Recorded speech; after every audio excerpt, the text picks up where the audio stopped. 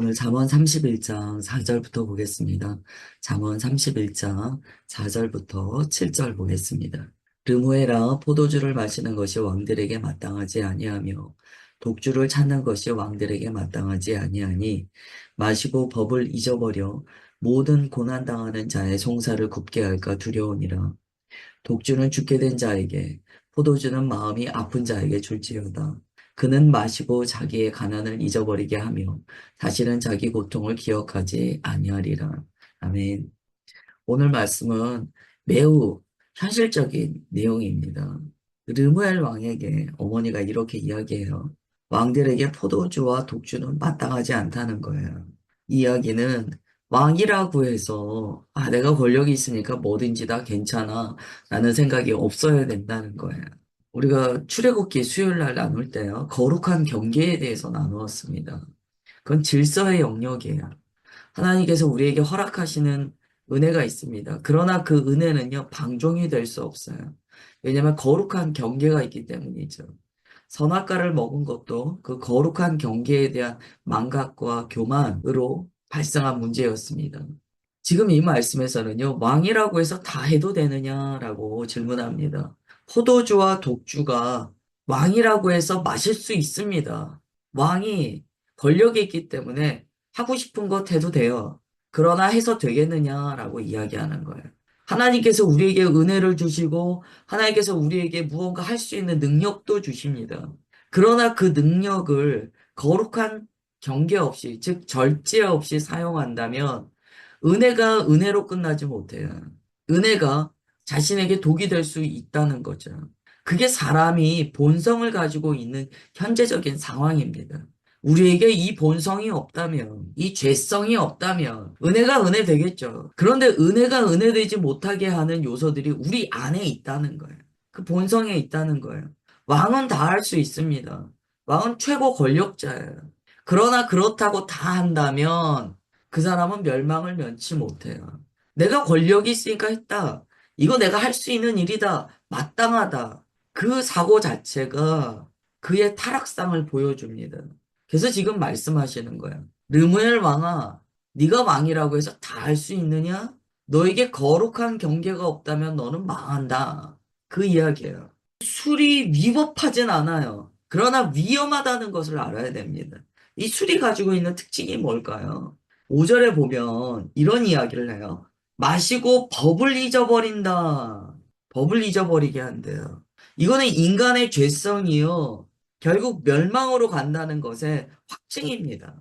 이게 죄는 아니야. 근데 죄는 아닌데 안 하면 좋지. 그러나 내가 실수했어 라고 하는 그 내용 안에는요. 법을 잊어버리게 하는 독소가 들어있다는 거예요. 술은요, 술 자체가 문제가 아니에요. 거기에 독소가 있는데 하나님의 법을 잊어버리게 합니다.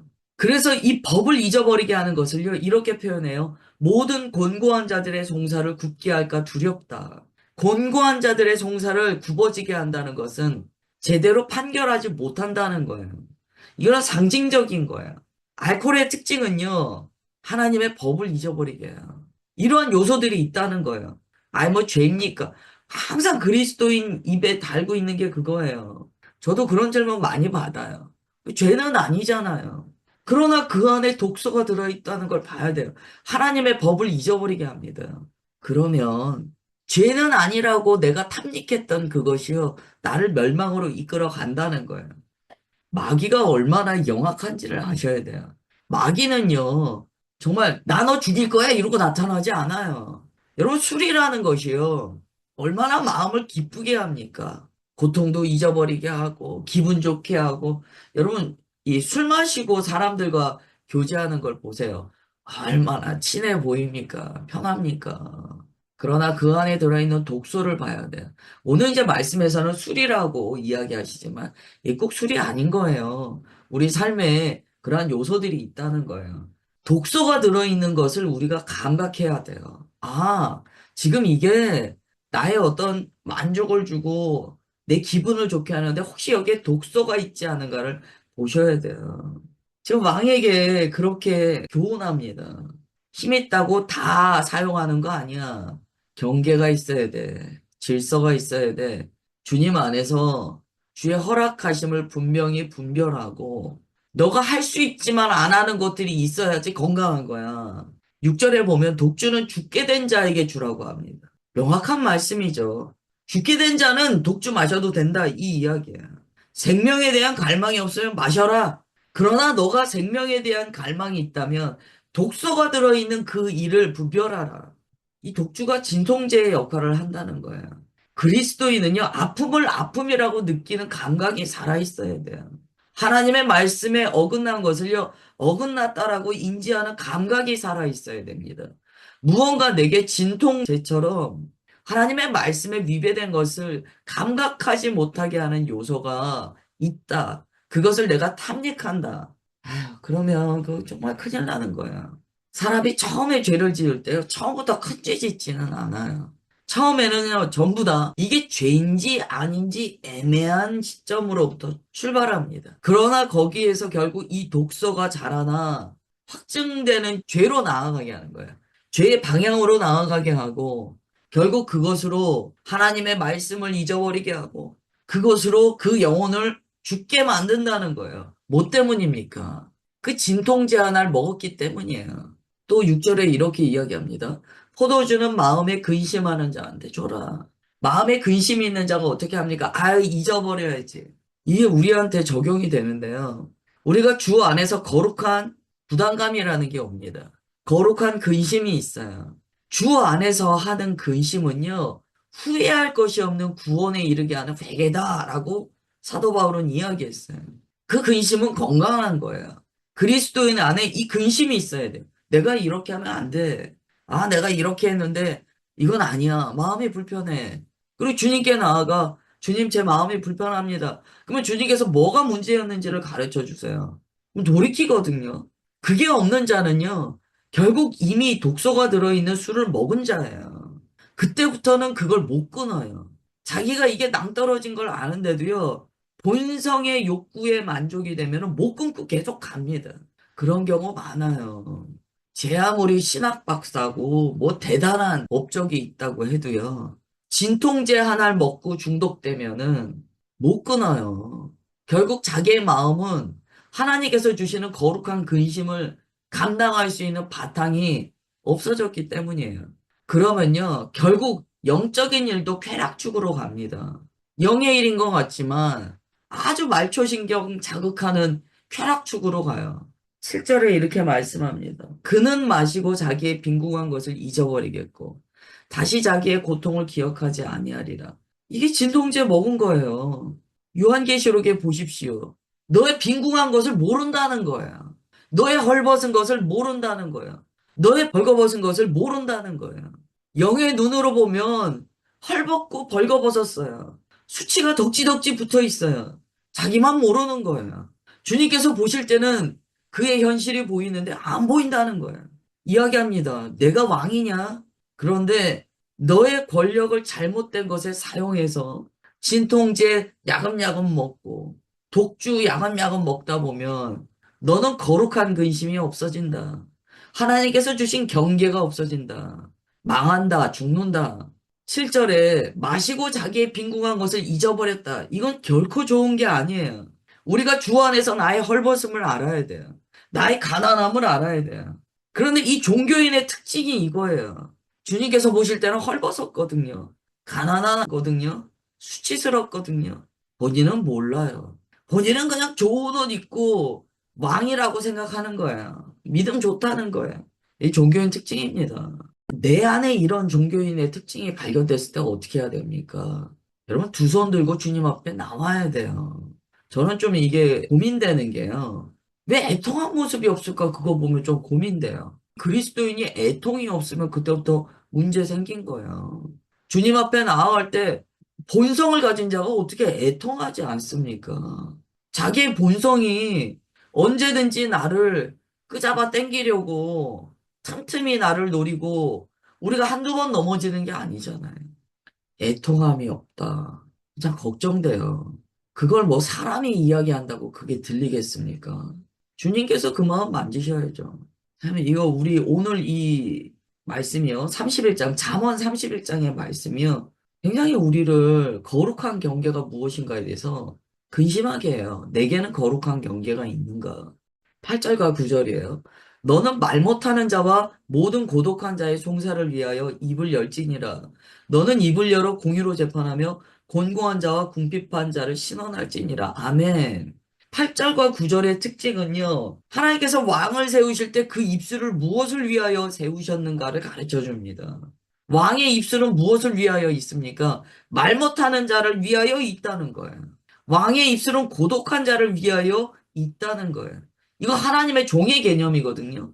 이 당시에는요, 왕이요, 마치 전권을 부여받은 것과 같은 통치 권한이 있었습니다. 아무리 제사장이라고 해도 왕의 권위를 넘어서지는 못했어요. 즉, 하나님께서 종으로 왕을 세우셨다는 거예요.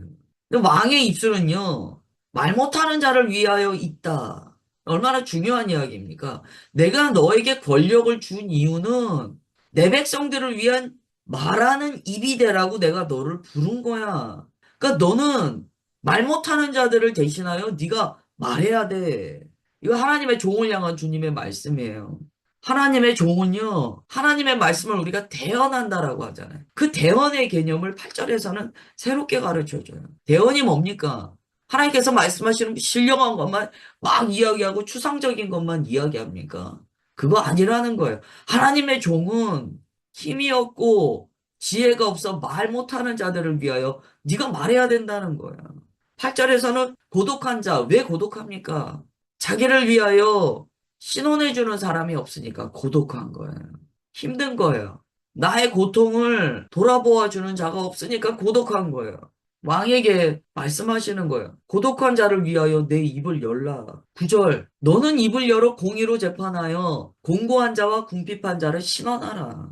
침묵하지 말고 정의를 외치라는 거예요. 아닌 건 아니라고 얘기하라는 거예요. 이게 쉽지 않아요. 왕이라고 해도 쉽지 않기 때문에 지금 말씀하시는 거예요.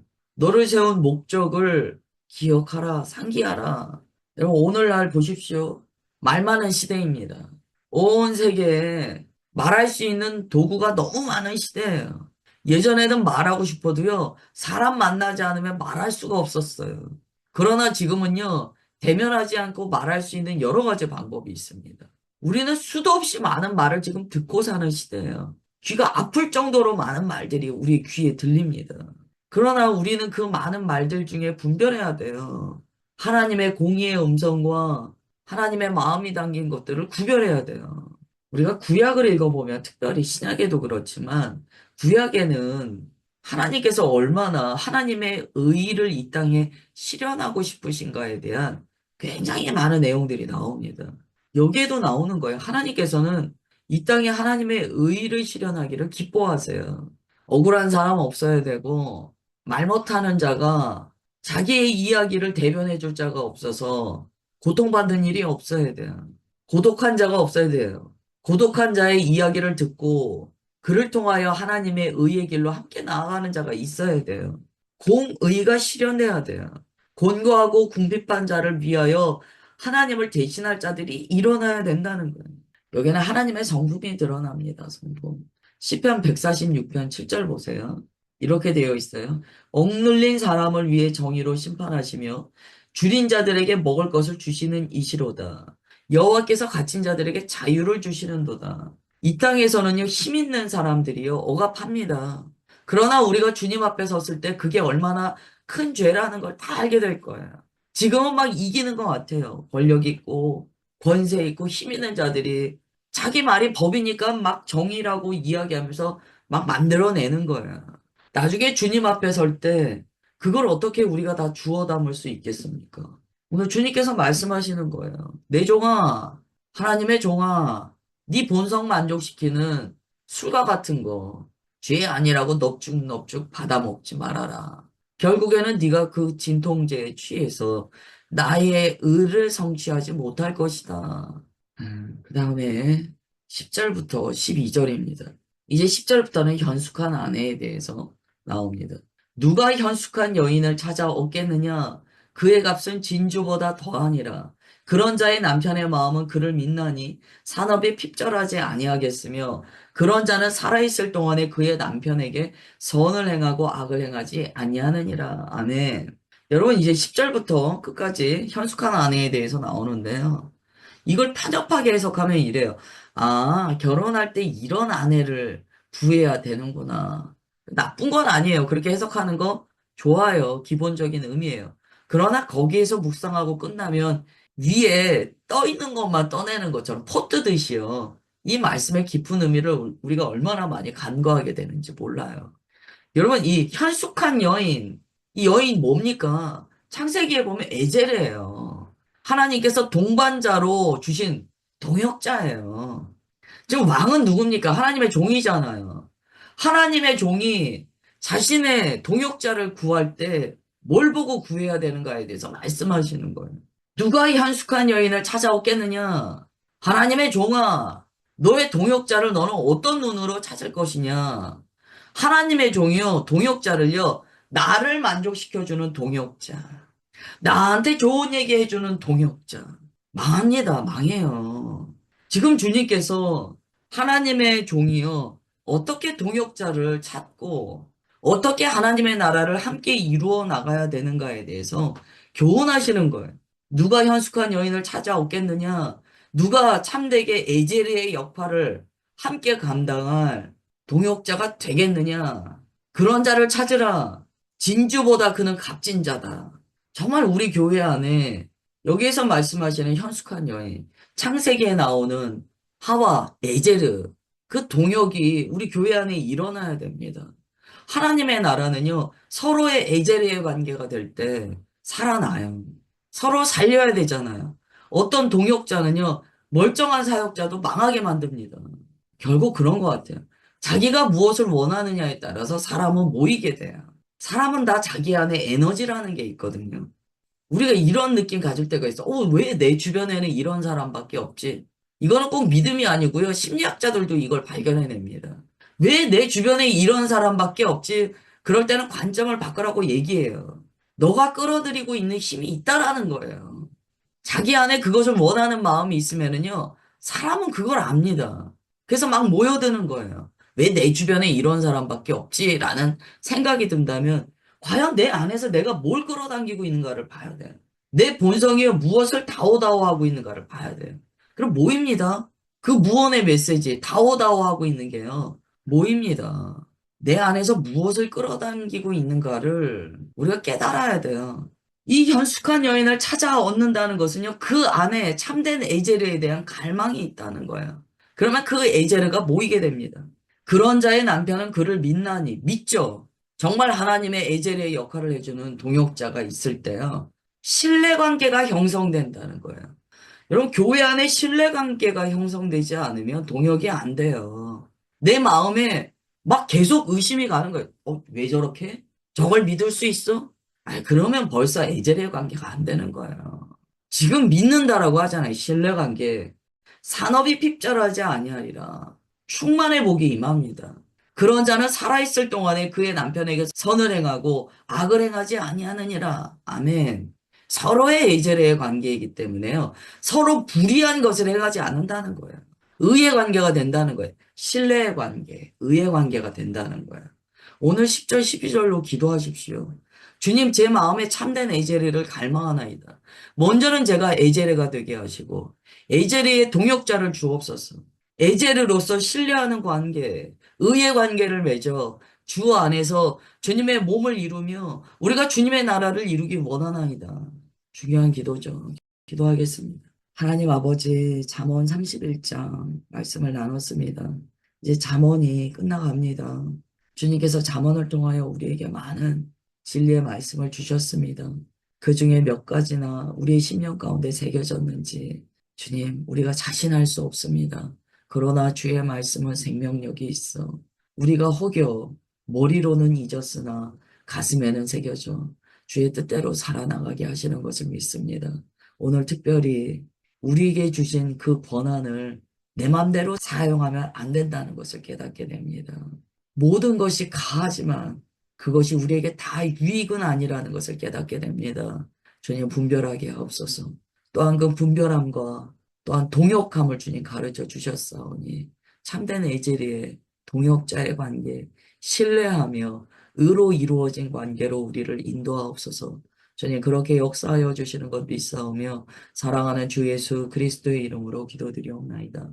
아멘.